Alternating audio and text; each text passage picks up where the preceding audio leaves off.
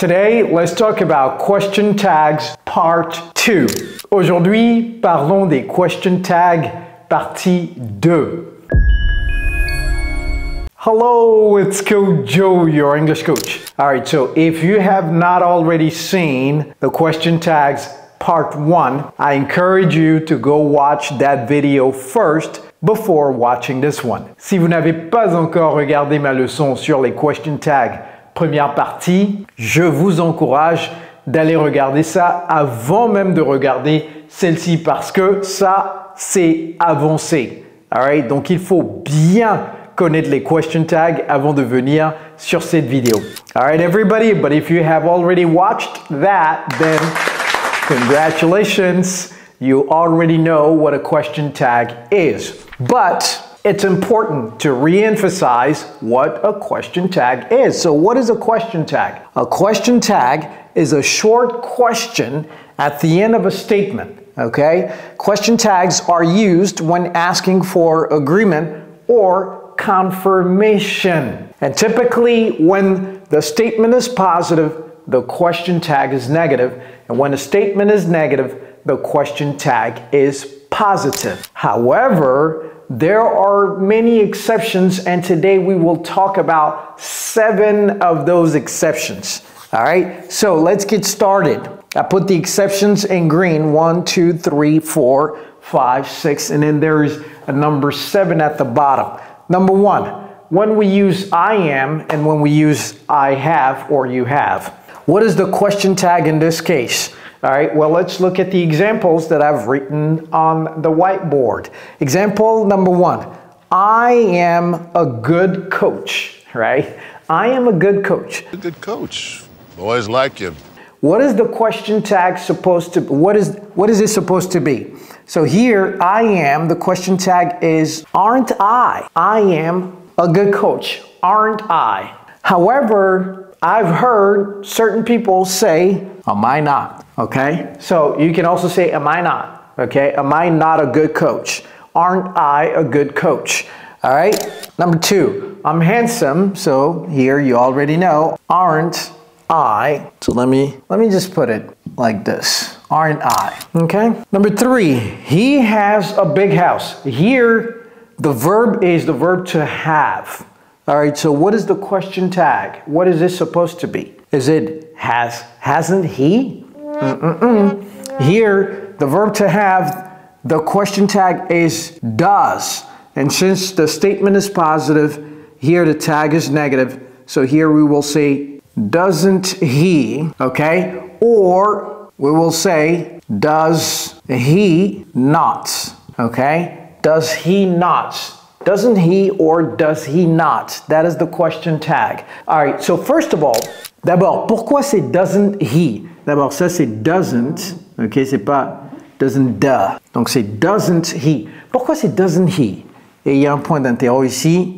Parce que cette phrase, lorsqu'on prolonge la phrase, regardez, doesn't he have a big house?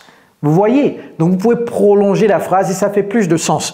Doesn't he have a big house? Ou bien does he not have a big house? Lorsque vous avez le not, mettez ça à droite. Lorsque vous décontractez cet auxiliaire, mettez le not à droite du pronom, ok? Ce n'est pas does not he. Je sais que le doesn't vient avant le he, mais le not passe à droite du he. Donc ce n'est pas does not he, ok? C'est does he not have a big house. Maintenant, vous voyez que ça fait plus de sens, n'est-ce pas? All right, number 4. He has known you for years. Il te connaît depuis fort longtemps, depuis des années, n'est-ce pas? Donc le question tag en français, l'équivalent c'est n'est-ce pas? Et bien entendu, vous pouvez dire right ou bien correct, correct, correct. Mais après un bon bout de temps, c'est ennuyeux de dire correct, right, right, right. C'est pourquoi on utilise les question tags. All right? Donc ici on a dit he has a big house. Ici on a dit he has known you for years. Ici on a dit doesn't he. Donc ici c'est quoi? He has known you for years. Doesn't he? C'est bien cela? Non, non, non. Ici c'est quoi? C'est hasn't he ou bien has he not? Point d'interro. Ooh, why? Hasn't he? Has he not? Why is that? Because here the verb is in present perfect and here the verb is in simple present. That is the big difference. Simple present is does or doesn't. Present perfect is has or hasn't or have or haven't, depending on the subject or the pronoun. Okay, so present perfect because the verb here is conjugated. He has known, okay?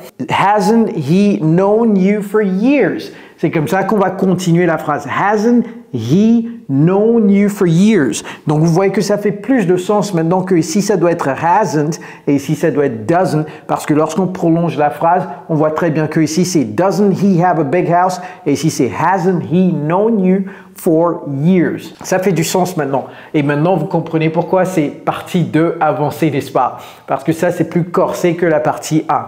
Encore une fois, si vous n'avez pas vu la partie 1, allez regarder ça juste après celle-ci. Si vous ne voulez pas couper le flow, regardez ça après celle-ci. Autrement, regardez ça avant de revenir sur celle-ci. Également, je sais que vous aimez cette vidéo, mais prouvez-le.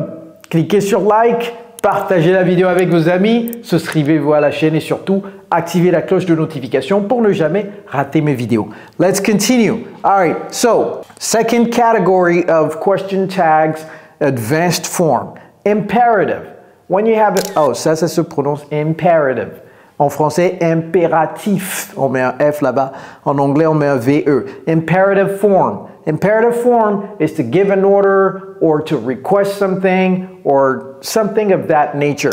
Meaning here, the verb is the subject. There is no subject. There is no you, he, my mom, my dad, my friend, Joseph. No, it's just the verb that starts the sentence. So, whenever you have the imperative, we use will, would, or could.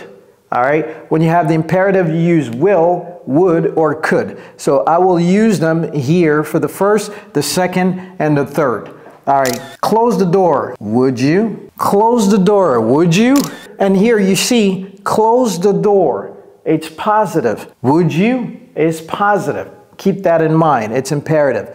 Leave the money on the table. Leave the money on the table. Could you? Okay? Or shut your mouth.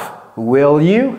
Je ris parce que si vous dites à quelqu'un shut your mouth, la personne va dire que you are disrespecting me, right? Shut your mouth, will you? Shut your mouth, will you? All right, so we can use would, we can use could, or we can use will. So here, close the door. Will you? Okay, close the door. Would you? Close the door. Could you? Okay. Leave the money on the table. Will you? Leave the money on the table. Could you? Leave the money on the table. Will you? Shut your mouth. Would you? Shut your mouth. Could you? Shut your mouth. Will you? However, when the imperative is negative, the question tag is always will. Lorsque la forme impérative est négative, le question tag est toujours will. C'est ça la différence. Donc, on ne peut pas mettre could ou would lorsque c'est négatif. Donc, don't forget to DM. Est-ce que vous savez ce que c'est que DM? Direct message. Sur Insta ou sur Facebook ou sur LinkedIn, lorsque vous envoyez un message direct dans la messagerie de quelqu'un, on dit DM. Okay? All right, so don't forget to direct message me your location. Or don't forget to DM me your location. Donc ici, j'ai dit quoi? C'est will. Will you? All right. Don't forget to direct message me your location. Will you? Et vous voyez que ici, the statement is positive, question tag positive. Statement positive, question tag positive. Statement negative, question tag positive. Donc ça ne change pas. OK? Donc ne dites pas will you not. All right? Very good. Let's. What is let's? Let's simply means let us. C'est la forme contractée de let us. C'est tout ce que c'est. Let's, c'est let us contracté. Lorsqu'on utilise let us pour les question tags, on utilise quoi? Shall. We. OK? Shall we. Pourquoi we? Parce que us, c'est nous. Donc on ne peut pas dire shall they, shall he, etc. Non, on parle de nous. OK? On parle de l'ensemble. All right, let's go to the movies. Ouh, vous voyez comment j'ai prononcé ça? Ah, je dois faire un cours sur la réduction et la liaison. J'ai dit go to the movies. Go to the. Et j'apprends à nos élèves de dire ça. Pourquoi? Parce qu'il faut que la langue puisse battre plus rapidement. Parce que lorsque vous faites des phrases comme ça, let's go to the movies, et lorsque vous entendez ça, lorsque vous ne faites pas cet exercice et que vous entendez un Américain dire let's go to the movies, vous comprenez let's go, vous comprenez movies, mais ce qu'il y a au milieu, vous ne le comprenez pas parce que votre cerveau ne peut pas en fait conceptualiser ceci. Ok? Donc en parlant de ce que nous apprenons à nos élèves, si vous voulez augmenter votre niveau d'anglais, mettez ça en commentaire que vous êtes intéressé par notre programme d'immersion en mettant votre contact et je me ferai le plaisir de vous en dire plus. Nous avons changé la vie littéralement à des milliers de francophones dans plus de 50 pays du monde entier. All right, everybody, let's continue. Let's go to the movies. Donc ça, c'est des... Ah, ciné. Ciné, c'est movies. Mettez un S à la fin, ok? Maintenant, si vous ne voulez pas mettre un S à la fin, dites let's go to the movie theater. Movie theater, ok? Donc là, vous ne mettez pas de S. Let's go to the movie theater. Et je vous ai dit quoi? Le question tag, c'est shall we? Shall we? Okay. Let's find out more. Shall we? Okay. Let's not argue over this. Shall we? Alors, pourquoi j'ai mis la dernière phrase? Parce que vous voyez que la dernière phrase est négative. Pourtant, le question tag est toujours shall we? Tout comme ici. Don't forget to DM me. Will you? Excellent. All right, so now let's move to nobody, everybody, somebody, nothing, everything, something. All right, so we have 6 sentences for each one of them. Let's look at it. The first one, nobody was home when it happened. Nobody was home when it happened. What is the question tag here? Maybe it's was nobody. Maybe the question tag was nobody. Suivez ma main. Nobody was home when it happened. What? Nobody was home when it happened. Were they? What? 3 things here. 3 choses ici. La première, was, where. Positif, positif. Pourquoi? Parce que nobody est négatif. Donc cette phrase, en fait, c'est une phrase négative. Nobody was. Donc le question tag, c'est where. Bon, le question tag, c'est positif. C'est la première chose. Deuxième chose, le verbe, c'est positif. Was. Ça devient négatif. Where. Et la troisième chose, on a dit nobody, mais si on dit they. Wow, that's crazy, isn't it? Vous voyez le question tag? That's crazy, isn't it? All right. So, retenez cela. Lorsque c'est nobody, okay? Lorsque c'est nobody, c'est le verbe est également positif ici. Ce n'est pas négatif. Ce n'est pas weren't they, okay? Et le pronom c'est they. All right. Everybody is excited to go. Everybody is excited to go. En bleu, n'est-ce pas? Everybody is excited to go. Aren't they? What?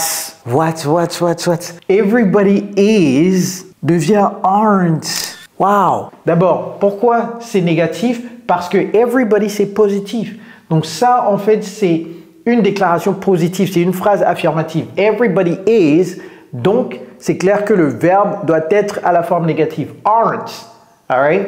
Everybody is excited to go. Aren't. Donc, on utilise aren't à cause de everybody. Everybody, c'est un groupe de personnes. Aren't, et ici donc le pronom c'est they. Aren't they. Somebody stole the money. Somebody stole the money. Ici c'est didn't they. Somebody stole the money. Didn't they. Passé simple, stole. Ok, stole, c'est le passé simple. C'est pourquoi c'est didn't. Et également, ici on a they à cause de somebody. On ne sait pas qui l'a fait, donc c'est they. Didn't they. En récap, nobody, everybody, somebody. Nobody, everybody, somebody, they. Pour nobody, c'est le verbe et également la forme positive parce que nobody c'est déjà négatif. Donc on fait ça, it feels like it's not that it feels, it is a negative statement. That's why this is positive. Okay, now let's look at nothing, everything, and something. Nothing was wrong with the car. Donc c'est quoi? Were they? C'est ça? Suivez ma main. Nothing was wrong with the car. What? Nothing was wrong with the car, was it? D'abord, pourquoi c'est was et was? Parce que c'est nothing. Donc c'est une phrase négative. Donc ici, le tag doit être positif. Et lorsqu'on parle de nothing, le pronom à utiliser c'est it. Okay? Donc c'est was et c'est it. Everything will be alright. Everything will be alright. Want it. What? Want it. Want it. Want it. Everything will. Futur. Everything will be alright. Want. Donc la négation de will. It. Donc on utilise it également pour everything. Et something wasn't correct. Le tag ici c'est quoi? Something wasn't correct. Was it? Wow. Donc something wasn't, négation. Donc ici c'est positif. C'est pourquoi c'est was au lieu de wasn't. En conclusion, lorsqu'on utilise nothing, everything et something, le pronom c'est it. Lorsqu'on utilise nobody, everybody et somebody, le pronom c'est they. Make sense? Ça c'est la partie la plus compliquée, n'est-ce pas? But practice this and you will see that it makes a lot of sense. Okay? Nobody, everybody, somebody, nothing, everything, something. Alright? Jusque-là, ça marche, n'est-ce pas? Est-ce que vous avez déjà liké la vidéo? Est-ce que vous avez déjà partagé la vidéo? Est-ce que vous vous êtes déjà souscrit à la chaîne? Est-ce que vous avez déjà activé la cloche de notification? 4 choses à faire. 4 choses très simples pour rester toujours au courant de mes vidéos. C'est pour vous que je le dis. Alright, everybody? Let's continue. How do we use the question tags with these adverbs? Rarely, scarcely, seldom, barely, hardly, little. All right, we have examples for each one of them. It rarely snows in Morocco. It rarely snows in Morocco. It rarely snows in Morocco. Does it? It rarely snows in Morocco, does it? Why? Because rarely is negative. Okay, so it's making the statement a negative statement. That's why the question tag is positive. And here the pronoun is it, therefore the pronoun is it. You scarcely beat your children. Scarcely, c'est presque rarely, rarement. Okay? En parlant de discipliner les enfants là, que pensez-vous de bastonner un peu? Hein? Est-ce que vous bastonnez vos enfants ou pas? Mettez ça en commentaire. En 2023, 2024, les gens ne bastonnent plus leurs enfants et disent tout simplement « Hey, Jérémy, il ne faut pas faire ça, ok? Papa n'est pas content, maman n'est pas content. » Vous bastonnez ou pas? Hein? Vous donnez quelques baffes ou pas? Mettez ça en commentaire, on va voir ce que vous faites à la maison. En tout cas, moi, j'ai ma conception des choses, mais je ne vais pas vous le dire. Je veux lire ce que vous faites à la maison. Alright? Ok. Donc, scarcely, c'est rarely. Ok? You scarcely beat your children. You scarcely beat your children. Do you? Parce que ici, lorsqu'on veut allonger la phrase, on va dire do you scarcely beat your children? Ok? Donc, c'est pourquoi c'est do. Lorsque le verbe n'a pas d'auxiliaire, utilisez do. Ce verbe n'a pas d'auxiliaire ici, c'est juste snows, beat. Ok? Donc, c'est pourquoi on utilise do, does, etc.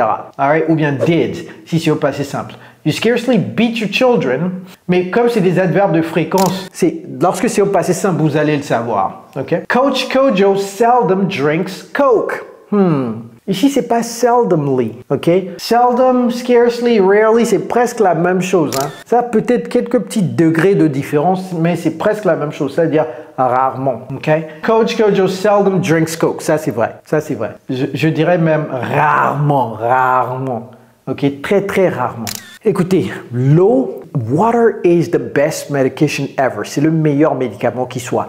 Buvez de l'eau, buvez beaucoup d'eau. 2 à 3 litres d'eau par jour, c'est ça que je bois. Tous les jours, ok? Et ça purifie votre organisme. Very important. All right. Coach Kojo seldom drinks Coke. Donc ici, c'est quoi? Does. Coach Kojo, troisième personne du singulier. Seldom fait que la phrase est négative, donc c'est positif. Does he? Joseph barely passed the exam. Et là, vous voyez que c'est le passé simple, n'est-ce pas? Barely passed the exam. Donc ici, puisqu'il n'y a pas d'auxiliaire, dans cette phrase, il n'y a que le verbe, on va utiliser do ou bien did. Puisque le verbe est au passé simple, on va utiliser did. Et Joseph, c'est he, c'est pas she, n'est-ce pas? C'est pas they non plus. Donc ici, c'est did he. Okay? Joseph barely passed the exam, did he? Okay? We hardly did any work yesterday. C'est quoi hardly? Hardly, c'est pas durement. Les gens confondent hard et hardly. Ils pensent que hardly, c'est l'adverbe de hard. Non, ce n'est pas correct. Hardly, c'est à peine. Donc, si votre boss vous pose la question, are you working hard or are you hardly working? Ah, ça, c'est une question piège, ça. Je me souviens, mon boss, quand j'étais banquier d'affaires, mon boss, les vendredis soirs, lorsqu'il partait chez lui à la maison, il venait dans notre petit cubicle, on dit cubicle? Je ne sais pas. En anglais, c'est cubicle. Cubicle, c'est, vous voyez les petits bureaux là qui n'ont pas de toit. Ah, mais je gagnais bien ma vie quand même, hein, 100 000 € par an. Ah, c'était fort longtemps ça. C'était mon premier job après l'école. Et il venait, il nous posait cette question. Are you guys working hard or are you hardly working? Et je me disais, mais c'est quoi la différence entre working hard et hardly working? C'est la même chose, non? Attention, c'est pas la même chose. Le premier, to work hard, ça veut dire travailler dur. Le deuxième, to hardly work, ça veut dire travailler à peine. Donc, ce qu'il disait, ok, c'est est-ce que vous travaillez dur ou vous travaillez à peine? Ok? Ne dites pas I'm hardly working. Non, non, non, ça veut dire je travaille à peine. Maintenant, vous n'allez plus jamais oublier cet adverbe, n'est-ce pas? We hardly did any work yesterday, ça veut dire on a travaillé à peine hier. Donc, we hardly did, c'est négatif, n'est-ce pas? Et le verbe, c'est au passé simple. Donc ici, we hardly did any work yesterday. Et we, on maintient ça ici, did we? Okay, we hardly did any work yesterday, did we? A little can be done to save him. Little, c'est négatif. Très peu peut être fait pour le sauver. Okay? Très peu peut être fait. Donc, cette phrase, c'est une phrase négative en fait. Et le verbe, c'est un verbe modal, le verbe can. L'auxiliaire, c'est l'auxiliaire modal can be done. Ça, c'est le verbe principal to do. Donc, ici, on va utiliser l'auxiliaire can. Little can be done to save him. Can it? Donc, avec little, c'est it, ok? Ne dites pas can little, ok? Ne dites pas can little. All right, very good. On a presque terminé. There, lorsque there est utilisé comme sujet, all right? Question tag where there is actually used as the subject of the verb. There is a lot to be done. There is a lot to be done, isn't there? Okay? There is a lot to be done, isn't there? Donc, is devient isn't parce que ça c'est une phrase positive. There was a rat in the room. Le verbe c'est au passé simple et puisque la phrase est positive, le tag devient négative et on maintient le there ici. Donc there was a rat in the room. Wasn't there. Ce n'est pas wasn't it. Okay? There weren't many people. Il n'y avait pas beaucoup de gens. There weren't many people. Donc ça c'est négatif donc ça fait positive, were there. There weren't many people were there. All right? Ouh. On va terminer avec ça. Ça, c'est un peu plus corsé. C'est pourquoi je l'ai mis tout à fait en bas. Double positives. C'est-à-dire, et la phrase principale est positive et le tag est positif. When do we use that? We use the double positives to show emphasis or surprise. And typically, it is a response to something. It is a response to a statement made by the person speaking to you, and you're simply restating that statement with a question tag. C'est juste quelqu'un qui vous a dit quelque chose et vous remettez le focus sur la chose que la personne a dite. C'est tout. Et donc là, la phrase est positive et le tag est également positif. Soit pour marquer un focus, soit pour marquer un effet de surprise. Par exemple, démissionner, c'est quoi? C'est to quit. Un seul T, mais lorsque vous mettez ça au présent participe, c'est deux T. I'm quitting my job. What? That I'm quitting my job. I'm quitting my job. Je suis surpris, donc je dis You are quitting your job, are you? You are quitting your job, are you? Et donc ici, c'est positif. You are quitting your job. Et le tag également est positif. Et bien entendu, le pronom, c'est you. Donc le tag positif dans la phrase principale, c'est également positif. You're quitting your job, are you? Donc vous voyez, je reprends tout à fait ce que la personne a dit et puis j'ajoute tout simplement un tag qui est exactement de la même forme. Donc si la personne a dit I am not quitting my job, vous allez dire You aren't quitting your job, aren't you? Donc ça fait You aren't et puis aren't. Vous reprenez ça exactement. Ou bien ici, double positive ou double negative. It can be negative as well. All right? So just remember that it is used to show emphasis or a surprise. Wow, this was a good lesson. I hope that you found this very useful. All right? Et encore une fois, si votre but, c'est de faire évoluer exponentiellement votre niveau d'anglais et que vous voulez passer par notre programme d'immersion qui, ma foi, a changé la vie à des milliers de francophones dans plus de 50 pays du monde, mettez-moi en commentaire votre contact, dites que vous êtes intéressé par le programme d'immersion. Ne mettez juste pas votre contact parce que je ne sais pas pourquoi vous allez mettre votre contact. Si je lis juste votre contact, je ne vais pas savoir exactement pourquoi vous avez fait ça. Donc dites, je suis intéressé par votre programme d'immersion anglaise, voici mon contact. Mettez ça soit de contact WhatsApp ou email et je vais vous contacter. De préférence WhatsApp. All right, everybody, it's Coach Joe, your English coach. Take care, guys.